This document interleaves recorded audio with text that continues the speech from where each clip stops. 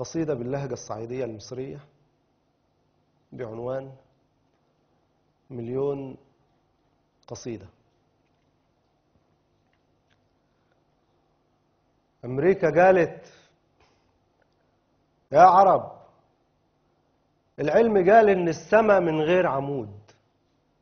إحنا العرب قلنا دي قدرة ربنا. أمريكا قالت يا عرب، العلم قال الكون ما بتحدوش حدود. إحنا العرب قلنا دي حكمة ربنا. أمريكا قالت يا عرب، العلم قال القدس من حق اليهود. إحنا العرب قلنا يبارك ربنا. مليون قصيدة يا عرب، مليت خلاص من دي القصايد والخطب. مليون قصيدة عفنت وريحتها فاحت من العطب.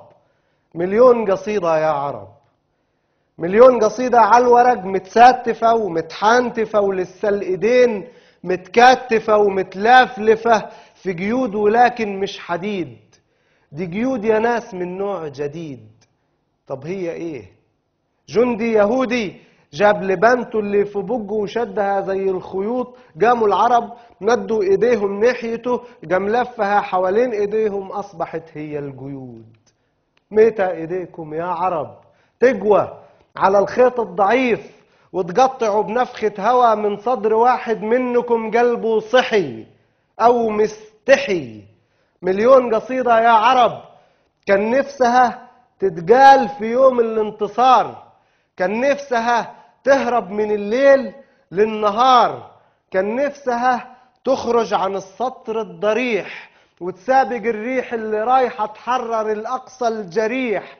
كان نفسها وكان نفسها وكان نفسها، لكن كسرتم نفسها. متى تفوقوا يا عرب والقدس اهي محبوسة في أوضة يهودي بتغتصب؟ متى تفوقوا يا عرب والقدس اهي محبوسة في أوضة يهودي بتغتصب وانتم خواتها؟ وبكرة يجي الدور عليكم وحتدخلوا أوضة اليهودي اللي بناها بجبنكم من غير حيطان. ما انتوا اكتفيتم بالقصايد والخطب. يا دي القصايد والخطب خلتنا نهزم إسرائيل جوا الكتب. ورق القصايد والخطب بتقطعوه، ورق القصايد والخطب بتقطعوه وتلفلفوه علشان تسدوا بيه ودانكم لاجل ما تسمعش صرخة مستغيث. ندل وخسيس كل اللي عرضه راح هدر ما مسح شعاره، اللي أرضه بتنسرق وما خدش طاره. مليون قصيدة يا عرب قالت لكم قوموا نحارب، ما سمعتوهاش. قالت لكم قوموا نجرب نبقى رجالة وهي الدنيا تجارب، قلتم بلاش.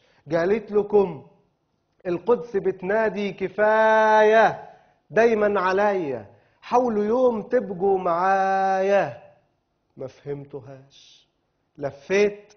لفيت على كل العرب وبقول لهم قوموا يا فرسان العرب للمعركة، قوموا يا فرسان العرب للمعركة، قوموا يا فرسان العرب للمعركة. اللي يقول لي لو نحارب مسكوني سيف عمر واحنا ضروري ننتصر. يا سيف عمر ما تقول لي ايه السر فيك؟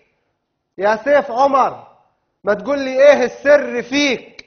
حدادك اللي صنعك ركب زرار النصر فيك، خلاك تحارب تنتصر حتى ولو في ايدين جبان.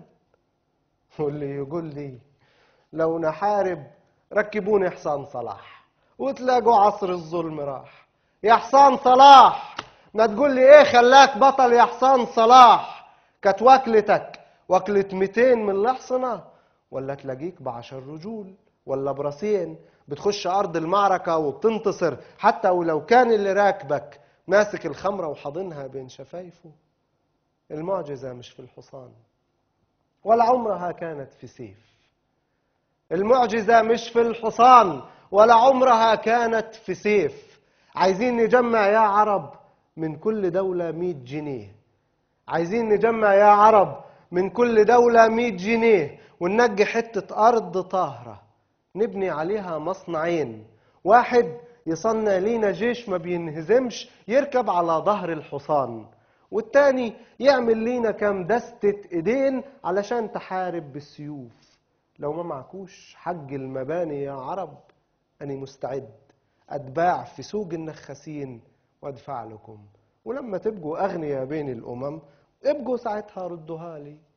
وبالمناسبة قبل ما أخلص كلام، أمريكا بعت لكم سلام، بتقول لكم متشكرين، لولاكم انتوا يا عرب ما كانتش ليا منزلة بين الأمم، انتوا اللي وطيتم عشان نركب على أكتافكم سنين، انتوا اللي وطيتم عشان نركب على أكتافكم سنين، وعشان كده بنقول لكم من قلبنا متشكرين. وعشان كده راح أوصي إسرائيل عليكم علشان تبطل ضرب فيكم. يا إسرائيل يا بنايتي، يا إسرائيل يا بنايتي، اطمني ما فيش سلام، لكن بلاش الضرب في بلاد العرب يا إسرائيل، لكن بلاش الضرب في بلاد العرب يا إسرائيل. ده مش عشان انتي رحيمة وطيبة يا بنايتي، لكن عشان الضرب في الميت حرام.